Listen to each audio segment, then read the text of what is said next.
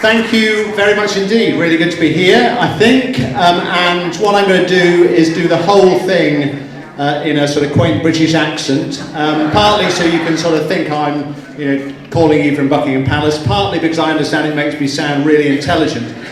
So on that basis, we'll go for that. My slammer is, as you know, about karma. You've seen that in the programmes. This is sort of about where smugness leads to a fall. I don't know whether that's because God has a sense of humour or because God is trying to teach you humility, but this is the moment where you relax a little bit, think all's going well, only to find out that life is not quite set on the course you thought it was going to. So, for example, Kay and I arrived, as you heard, 6 months ago, and about 2 months in, I think we were starting to feel as though we kind of cracked this strange foreign land that we landed in. We could get on and off interstates pretty now without too many crises. We knew that when people talk about pants, it wasn't underpants, it was actually trousers.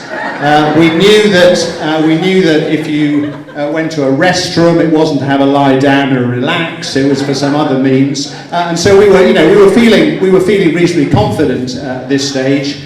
And then I met Kim, and then 4 months later, I find myself still on the stage. So be careful what you wish for. Don't relax too much because it'll come and bite you. So as you know, I've been in the Navy, the Royal Navy, British Navy for a while, and deployed a fair amount around the world, as you'd expect from a person in the Navy. So down to the Falkland Islands, to the Caribbean a couple of times. Yeah, we say Caribbean a couple of times, and then quite a lot out into the Arabian Gulf, where the Royal Navy's been serving for many years.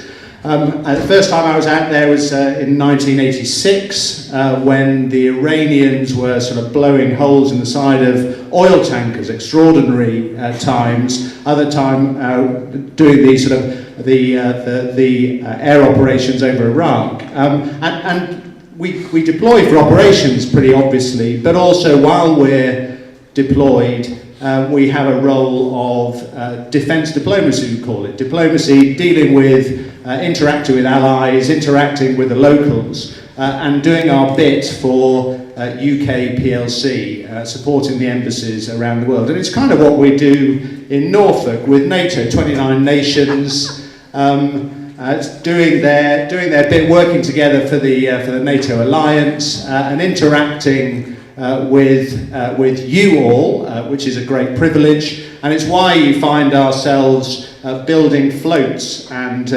walking ourselves through the streets of Norfolk for the Norfolk NATO Festival, all in the means of diplomacy. Anyway, that's the sort of context. My story starts in 1999. When I was, it finishes in 2000, you were delighted to hear, so don't worry, it's not going to go on too long. And so 1999, and I was appointed as commanding officer of a destroyer, HMS Exeter, all very exciting, and we worked her up in the UK and then deployed back to the Arabian Gulf. And we arrived in September 1999 in the Arabian Gulf. And I remember vividly that the first day on patrol, we'd just got out there, done our briefings, we went right to the top of the Gulf, I went down into the operations room, and there was the radar screens going round and round, as you can imagine, that's what they do, and there was Iraq and Iran on the radar screen, and I thought, blimey, how does a bloke that's mid-30s find himself in a situation like this? One of those most sobering experiences of my life. But it was a reasonably quiet operational situation at the time, and we did, as you imagine, quite a lot of this diplomacy stuff. And the big event of the 6-month tour was the annual UK visit to one of the United Arab Emirates called Ras Al Khaimah. Now, you probably haven't really heard of that. You probably heard of Dubai and Abu Dhabi and Sharjah, but one of the 7 United Arab Emirates is called Ras Al Khaimah. And now the reason probably you may have not heard of it is because it was the one United Arab Emirate that while everyone else discovered oil, it discovered its rocks were really good for cement. So there was a lot of cement, but it wasn't really quite the lucrative business of the other United Arab Emirates. But nevertheless, the king of Ras Al Khaimah, who was in his mid-80s at this stage, was by history the most senior of all of the rulers of the United Arab Emirates. So it was a big deal for the annual visit from the Royal Navy for the UK ambassador to be on board to come and visit to visit the king, and for the king to come on board the ship. So that was the big deal, and we prepared. Clearly, we scrubbed everything as you do, and we'd flown the ambassador on board, and we then set off into Ras Al Khaimah. And I managed to put the ship alongside between 2 big cement factories, not the most attractive bit of the jetty, but nevertheless there was a band on the jetty waiting for us, a few local Ras Al Khaimah folk who had come out to find out what all the fuss was about, and we were then, we got alongside, and within 15 minutes of the gangway being out, this entourage of black limos turned up, and the crown prince of Ras Al Khaimah, turned out the king's son, came on board, and the ambassador and I had a cup of tea with him. He said how much he was delighted that we were here, and as he left, said that his father was really looking forward to coming on board. So we were all set. We had about an hour, the ambassador and I, so we went up to my cabin, and we relaxed. We talked about what was going on in the region and that sort of thing. Now, just so I set the scene, my cabin, the captain's cabin, was the front superstructure of this ship, and it was pretty up high, just below the bridge. On the port side, which is the left side, there was a small night cabin, and then there was a little corridor that joined the night cabin to the toilet, or the heads as we call it, heads because traditionally in the days of sail, you would have small holes in the right of the front of the ship, which would be washed by the sea for the sanitation. I'm glad you all stopped eating, which is pretty good. And then the corridor then went out into the starboard side, which was the bigger part of the cabin, which was the eating area, the sort of relaxing area, and the working area. So that was the cabin. So we'll picture the scene. So there's the captain of HMS Exeter in this white uniform with a choker and medals, looking pretty smart, feeling pretty uncomfortable, but nevertheless looking pretty smart. And the ambassador in his really smart Savile Row suit.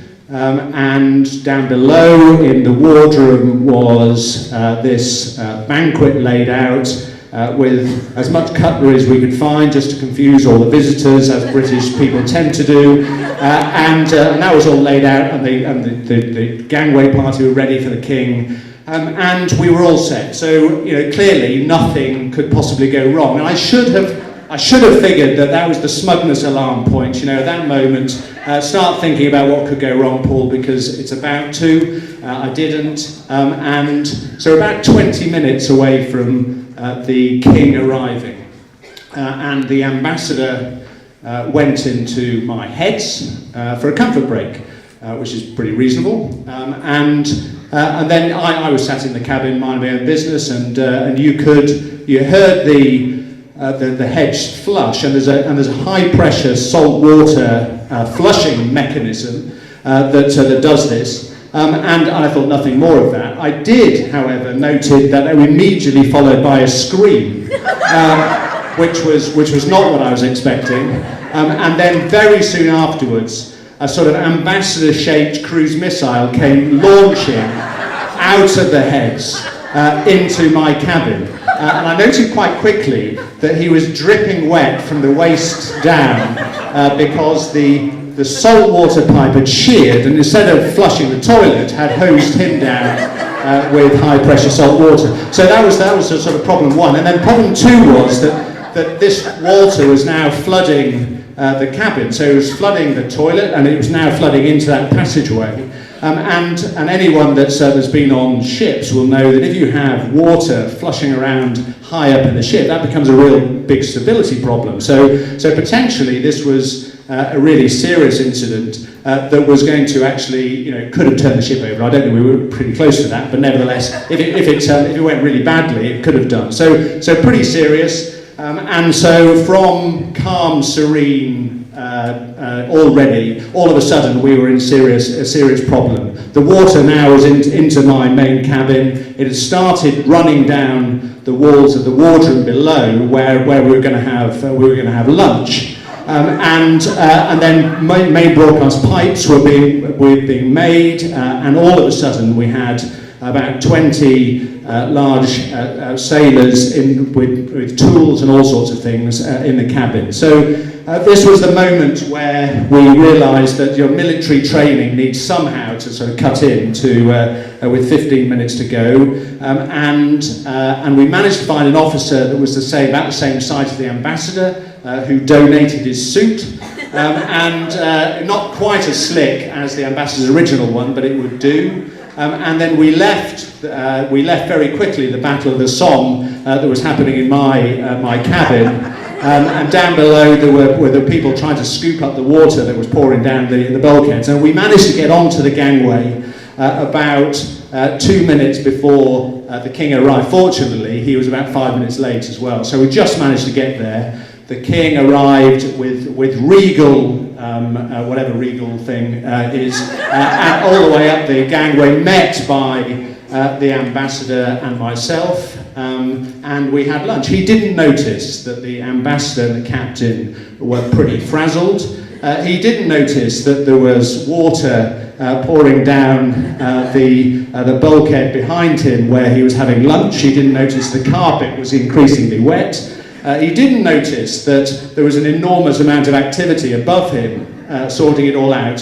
He also didn't notice that the ambassador's shoes had a pint of salt water in each, because we hadn't actually managed to change it. So we had a good lunch, and he disappeared, and I think that sort of putting it all together just at the last minute managed to pull that off. We didn't have a diplomatic disaster. So the message of the story clearly is watch for smugness. You never know quite what's around the corner.